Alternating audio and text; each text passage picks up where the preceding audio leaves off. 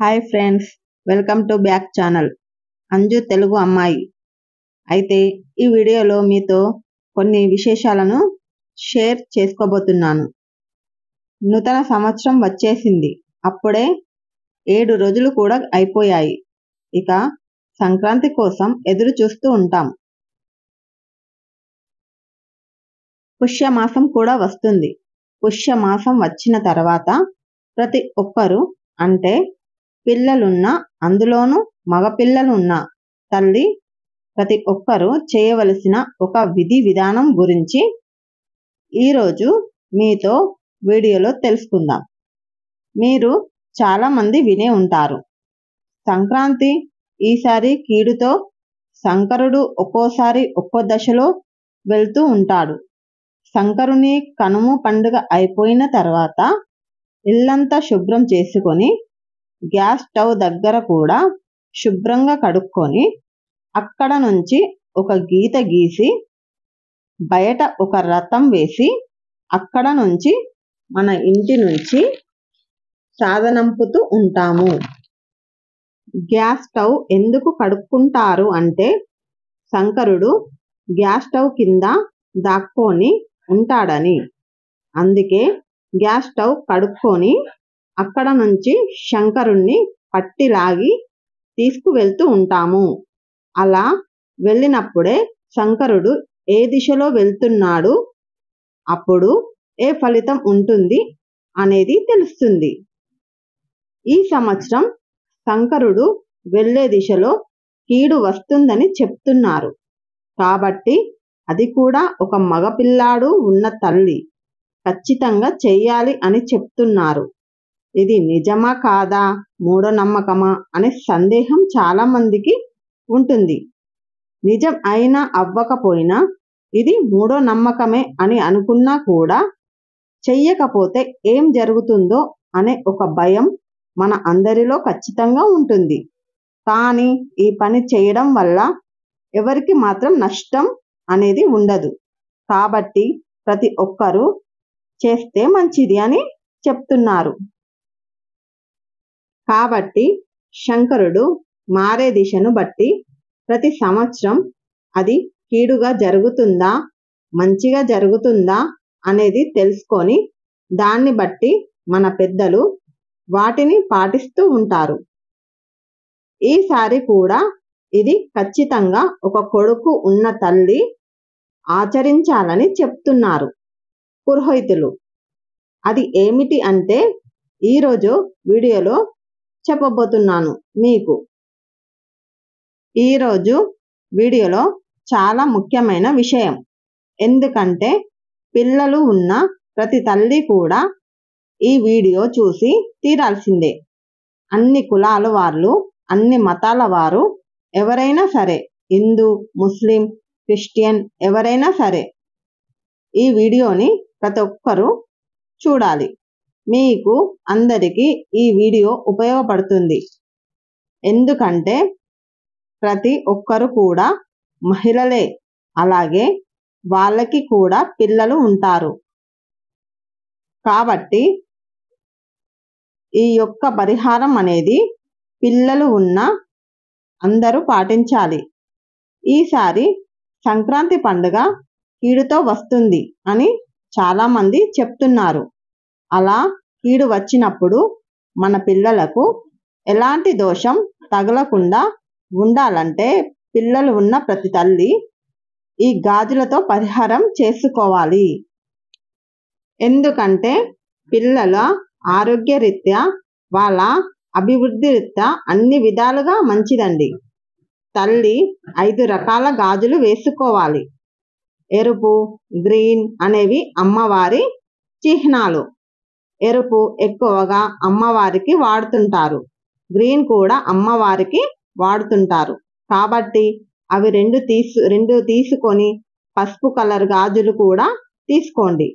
ఇవి 3, ఇంకా 2 మీకు ఇష్టమైన రంగుల గాజులు తీసుకొని 5 రకాల కలర్ గాజులు వేసుకోవాలి. అది కూడా ఈ సంక్రాంతి లోపు వేసుకోవాలి. కనుమ అయిపోయిన తర్వాత ఈ గాజులను తీసేయాలి. కానీ అలా ఆ గాజులను ఉంచుకోకూడదు అని పురోహితులు చెప్తున్నారు. ఇప్పుడు అసలు గాజులు వేసుకునే వాళ్ళు లేరండి. అందరూ కూడా ఒక్కొక్కటి గాజులు వేసుకుంటున్నారు. అసలు గాజులు వేసుకునేవారు లేరు.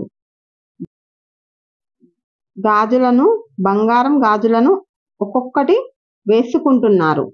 మట్టి గాజులంటే పడవు అని, అవి చేతికి గుచ్చుకుంటున్నాయని, లేదా చేతికి గాజులు లేకుండానైనా ఉంటున్నారు. అలా చేయకూడదండి. గాజులు చేతికి ఉంటే ఎంత మంచిది. గాజులు వేసుకుంటే లక్ష్మి కళ కనబడుతుంది. ఈ రోజుల్లో గాజులు వేసుకోపోవడం చాలా అపచారం. ఇప్పటి జనరేషన్కి గాజులు వేసుకునే వాళ్ళంటే బద్ధకం. అందులోనూ గాజులు వేసుకోకపోవడం ఫ్యాషన్ అయింది వాళ్ళకి. ఇప్పుడు ఎవరు కుంకుమ కూడా నుదుట ధరించట్లేదు, బొట్టు కూడా పెట్టుకోవట్లేదు. గాజులనేవి శుభకరమైనవి, లక్ష్మీదేవికి ఇష్టం. అమ్మవారికి అయితే గాజులను మాలలుగా కట్టి మెడలో వేస్తుంటారు. అమ్మవారికి చేతులకు గాజులను వేస్తుంటారు. గాజులతో అలంకరణ చేస్తారు అమ్మవారికి. ఈరోజు వీడియోలో విశేషం ఏమిటంటే, ఎవరైతే ఇద్దరు మగపిల్లలు ఉన్న తల్లి ఉంటుందో వారి దగ్గర నుంచి ఎంతో కొంత తోచినంత డబ్బుల్ని తీసుకొని ఒక కొడుకు ఉన్న తల్లి 5 రకాల గాజులు వేయించుకోవాలట. అది కూడా మట్టి గాజులు. మట్టి గాజులు ఒక 25 రూపాయల నుండి 30 రూపాయల వరకు ఉంటాయి. ఎవరైనా ఇద్దరు మగపిల్లలు ఉన్న తల్లి దగ్గర నుంచి ఎంతో కొంత డబ్బుని తీసుకోవాలి అని ఏమీ లేదు. ఎంతో కొంత అంటే కనీసం 1 రూపాయి కానీ 2 రూపాయలు కానీ వాళ్ళు ఇచ్చిన దాన్ని బట్టి తీసుకొని, అలా ఎంతమంది ఇస్తే ఎంతమంది దగ్గర నుండి నిన్న తీసుకోవచ్చు. లేదు మనకి ఒక్కరే తెలుసు అనుకుంటే వారి దగ్గర నుంచి ఎంతో కొంత ధనాన్ని తీసుకొని మిగతా డబ్బులు మీరు కలుపుకొని గాజులు అనేవి కొనుక్కొని వేసుకోవాలని అంటున్నారు. అలాగే అది కూడా ఇద్దరు మగపిల్లలు ఉన్న తల్లిదండ్రుల దగ్గర నుంచి మాత్రమే తీసుకోవాలట. ఒక కొడుకు ఉన్నవారు మాత్రమే ఈ విధానాన్ని ఆచరిస్తే సరిపోతుందట. ఇద్దరు కుమారులు అంటే ఇద్దరు కొడుకులు ఉన్నవాళ్ళు చేయకూడదా అని ఏమీ లేదండి. వాళ్ళు కూడా చేయొచ్చు. కాకపోతే ఖచ్చితంగా ఒక కొడుకున్న వాళ్ళు మాత్రం తప్పనిసరిగా చేసి తీరాలి అని పురోహితులు అంటున్నారు. అది కూడా జనవరి 6వ తేదీ నుండి మనకి పుష్యమాసం మొదలవుతుంది. కాబట్టి 6వ తేదీ నుండి సంక్రాంతి లోపు పెద్ద పండుగ వస్తుంది కదా. పెద్ద పండుగ లోపు మనం ఈ కార్యక్రమాన్ని, అంటే గాజులు డబ్బులు తీసుకొని చేతికి వేసుకోవాలి. వీటిలో ఏ రంగు గాజులు మీరు వేయించుకున్నా పర్లేదు. నలుపు రంగు కాకుండా ఏ రంగు అయినా గాజులు అనేవి వేయించుకోవాలి. అలాగే ఇవి కీడుకు సంబంధించిన గాజులు, అంటే మనకి కీడు జరుగుతుందేమో అని వేయించుకున్న గాజులు. మరి గాజులను వేసుకున్న తర్వాత ఎన్ని రోజులు ఈ గాజులను ఉంచుకోవాలి, తర్వాత ఎప్పుడు తీసేయాలి, తీసేసిన తర్వాత ఈ గాజులను ఏం చెయ్యాలి, ఇలాంటి ప్రశ్నలు అయితే చాలా మందికి వస్తాయి. వాటి గురించి కూడా ఇప్పుడు తెలుసుకుందాం. ఈ మట్టి గాజులు అనేవి కీడు వస్తుందేమోనని మనం వేసుకుంటున్న గాజులు కాబట్టి మీరు 6వ తేదీ నుండి ఈ గాజులను వేసుకోవడం ప్రారంభిస్తే పండుగ వెళ్ళేంత వరకు వీటిని మన చేతికి ఉంచుకోవాలి. అంటే మొత్తం గాజులు పండుగ రోజు మనం ముస్తాబవుతాం కాబట్టి మొత్తం గాజులన్నీ చేతికి ఉంచుకోకపోయినా ఈ చేతికి 2 గాజులు, మరో చేతికి 2 గాజులు ఉంచుకోవాలి.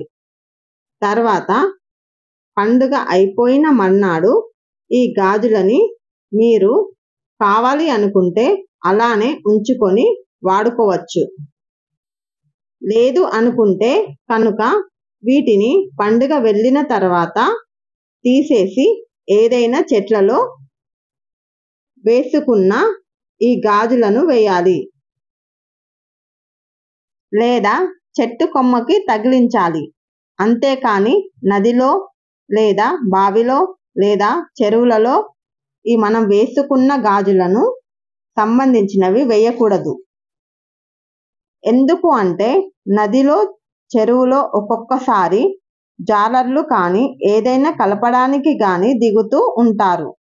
గాజు వస్తువులు నదిలో చెరువులో వేయడం వల్ల అవి కనిపించక ఎవరికైనా ఇబ్బంది కలిగించవచ్చు. కాబట్టి మీరు వేసుకున్న గాజులను మొక్కల మొదట్లో కానీ చెట్టు కొమ్మలకు కానీ తగిలించవచ్చు. ఈ వీడియో కనుక మీకు నచ్చితే షేర్ చేయండి.